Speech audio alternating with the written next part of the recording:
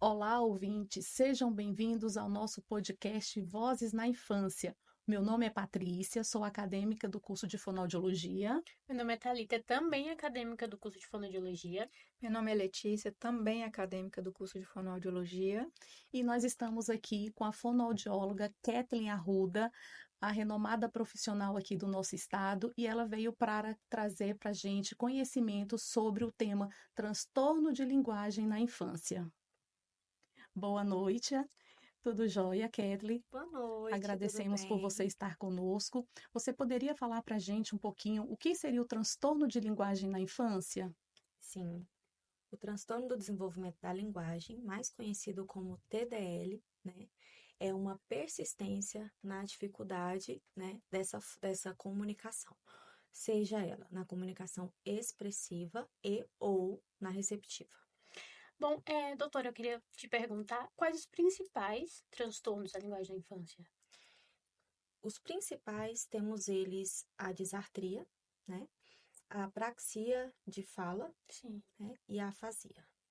Sim, a gente falando desse tema, eu queria até também citar aqui um distúrbio de fluência, um distúrbio de comunicação que é a taquifemia. Tem muita gente que não conhece esse distúrbio e é basicamente quando a pessoa fala uma fala irregularmente rápida, assim, ela fala uma fala muito rápida, com pausas, como se fosse uma gagueira. Tem muita gente que não conhece e tem uma colega nossa que foi diagnosticada recentemente, inclusive ela está assistindo aqui a gente. É, essa taquifemia. Tem até uma dúvida que a Letícia estava citando aqui pra gente, não é, Letícia? Sim, a taquifemia e a taquilalia, elas são uns distúrbios novos que não são muito falados e estudados. E eu queria saber a diferença da taquifemia e a taquilalia. Uhum. A taquilalia, ela é uma fala rápida, né, bem mais rápida, desconexa, né, porém com sentido, né? E a taquifemia também tem esses mesmos abrangentes, porém ela já é uma fala com mais repetições, mais pausas, bloqueios, né? E tem uma dificuldade aí com a coordenação do pensamento. Então, a taquilalia ela é uma fala com pensamento. Você pode explicar um pouquinho mais? A, ta, a A taquifemia, taquilalia, a taquilalia. Então, ela é uma uma, dificuldade, né? uhum, Por conta dessa fala muito rápida que a sim. pessoa tem, né? Só que acaba ficando ininteligível, né? As pessoas Você não não consegue compreendem muito entender. bem Uhum. isso. Porém, tem sentido o que O que essa a pessoa pessoa está fala tem falando, isso. sentido, entendi. E a taquifemia, ela tem sentido quando a pessoa fala ou é mais desconexo? Mais desconexa. A maioria das Entendi. vezes as pessoas não entendem, não tem sentido, né? Justamente por conta disso, Sim. porque a pessoa ela tem essa dificuldade, né, com essa coordenação do pensamento. E isso seria o tempo todo em todas as falas, né? No caso, ou só quando fosse uma explicação Isso. muito longa, uma conversa muito longa. Se não tiver terapia, sim. Sim. Agora, porque assim, a questão do distúrbio da comunicação, né? A gente precisa ali de uma terapia intensiva para a gente poder estar evoluindo ela.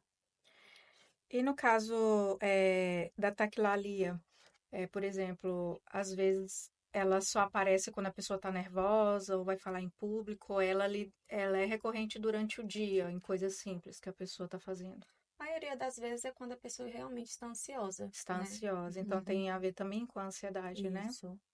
Doutora, e com relação ao diagnóstico, quanto mais cedo, mais tratado com mais antecipação, melhor o resultado, não é Melhor, isso? melhor.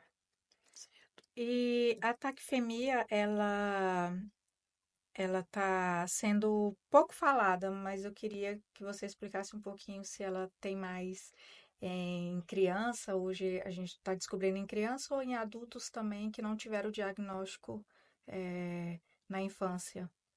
Exatamente isso. Muitas pessoas hoje em dia na fase adulta não teve diagnósticos, né? Às vezes não tinham condições, ou às vezes não era um termo citado, né? Não tinham trabalho Sim. com isso, então deixaram passar. Até para Então, nós, né, que então a somos proporção acadêmicas, hoje em dia realmente é na fase infantil. na fase Na infantil. fase. Uhum. Uhum. E ela pode vir junto com TEA?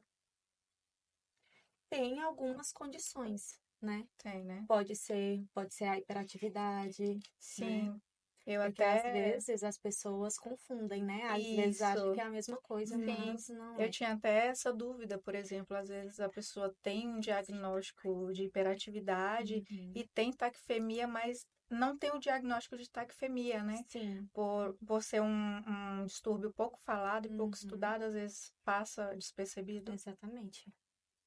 Tem muitas condições dentro de cada uma das duas. Sim.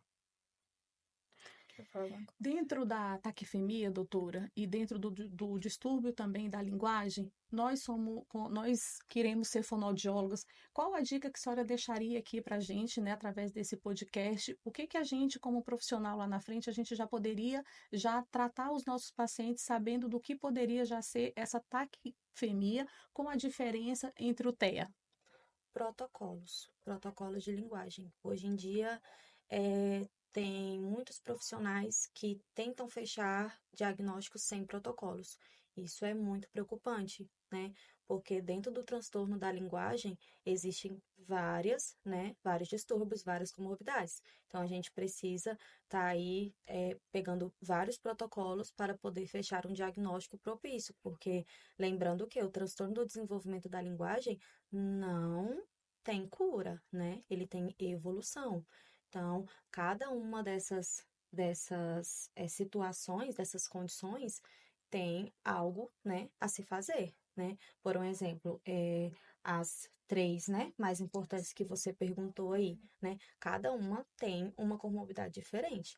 Né? Então, a disartria, né, por um exemplo, ela já tem uma dificuldade ali muscular, né, que a pessoa tem uma fala mais arrastada para se comunicar, né? A praxia de fala é condições de dificuldade de sequência de sons, né? Dificuldade de sequência de sílabas. E a afasia já é uma condição aí, né, neurológica que a pessoa vai ter a dificuldade de se comunicar como ela se comunicava antes. Então, dentro da afasia também, né, existem dois tipos, que é a de Wernicke, que é a de pensamento, Broca de fala. Então, tem muitas comorbidades aí dentro. Então, é super importante A aplicação, estudar né? A protocolos. aplicação dos protocolos, né? Exatamente. Uhum. E esses protocolos são por faixa etárias, não é isso, Isso, doutora? exatamente. Certo. Hoje E em dia tem, temos vários deles, né? Uhum. Importantes para poder fazer. Quando eu vou fechar um diagnóstico, eu pego aí mais de 3 protocolos, né? Para a gente poder ter a certeza do que a gente está fazendo. Porque aquele diagnóstico vai mudar completamente a vida da mãezinha, né? Então, a gente Uhum. precisa estar sabendo o que a gente está trabalhando e dando sequência na evolução dele. Está segura, né? e para Exatamente. Uhum. fechar um diagnóstico desse, são necessárias quantas terapias para você conseguir fechar dentro desses protocolos que você citou, que são três mais ou menos? Depende da criança, né?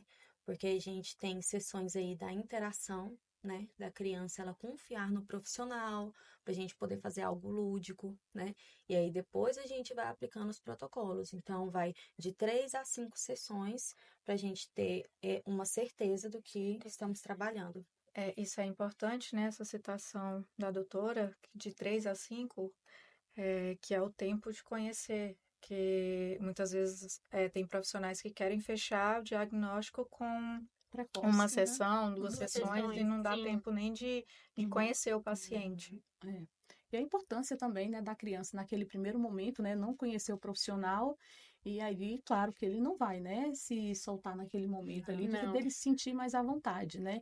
Então é um Hoje, local que é desconhecido, uma é, profissional que é desconhecida, então ele primeiro precisa ter esse acalento, ele precisa estar ali disponível, né, para que ele possa também dar uma resposta para esses protocolos, não é isso, doutora? principalmente as crianças que vêm com outras condições, né? Então, a gente precisa estar ali dando o nosso máximo. Às vezes, os pais vão ter que entrar dentro da sessão para a criança poder se sentir segura, né? Então, é toda uma preparação. Fora aí a questão da anamnese, primeiro, para a gente saber aonde a gente está entrando, né? Uhum. Com o que que a gente está se envolvendo e a devolutiva após todas essas 5 sessões. Então, aí, para a gente fechar tudo isso, é umas 7 sessões. São umas 7 sessões aí ao total. Certo. Então, Bom, doutora, muito obrigado. A Eu gente que agradece muito agradeço. por essa participação e ter aceitado o nosso convite aqui também para esclarecer dúvidas de muita gente que está assistindo a gente agora Sim. aqui. Patrícia, você queria dizer alguma coisa para a doutora que você tinha Então, falado? realmente, né, as nossas palavras são recíprocas, né, só essa disponibilidade da senhora estar aqui conosco, sabemos do seu conhecimento, sabemos aí, então, a sua clínica muito conhecida e renomada no estado, Obrigada. e nós, como estudantes acadêmicos do curso de fonoaudiologia, estamos aqui também para o que você precisar, Muito tá? Fica aqui o obrigada, nosso meninas. agradecimento. Outra coisa que é importante citar, né? Dentro da área da fonoaudiologia, nós nunca vamos saber de tudo, tá? E principalmente dentro da área da linguagem. São várias coisas que a gente estuda e são coisas que a gente estuda diariamente, a gente não para de estudar. É, Todo ano é uma coisa nova, é um CID novo, então a gente está ali trabalhando e dando o nosso melhor, tá bom? eu queria te agradecer, obrigado por ter aceitado o convite. E é tão bom quando a gente tem profissionais como você que passa confiança, conhecimento, isso nos impulsiona a estudar mais e mais, principalmente na área da linguagem, que é uma área ampla, mas muito complexa. E você trazendo esse conhecimento, a gente tendo conhecimento da sua empresa também, que é magnífica, a gente só tem a agradecer por repassar isso, compartilhar isso com a gente. Eu tenho certeza que as pessoas que assistirem isso aqui também vão ter um pouquinho de curiosidade de pesquisar sobre. Eu que agradeço, meninas. O que vocês precisarem de mim, estou aqui. E a clínica também está de portas abertas para vocês. Obrigada, Obrigada. doutora. Bom, Obrigada. gente, esse foi o nosso podcast. Espero que vocês tenham gostado bastante. Espero que muitas dúvidas estejam esclarecidas para vocês. Um beijo e até o próximo podcast. Tchau, tchau. Tchau, tchau.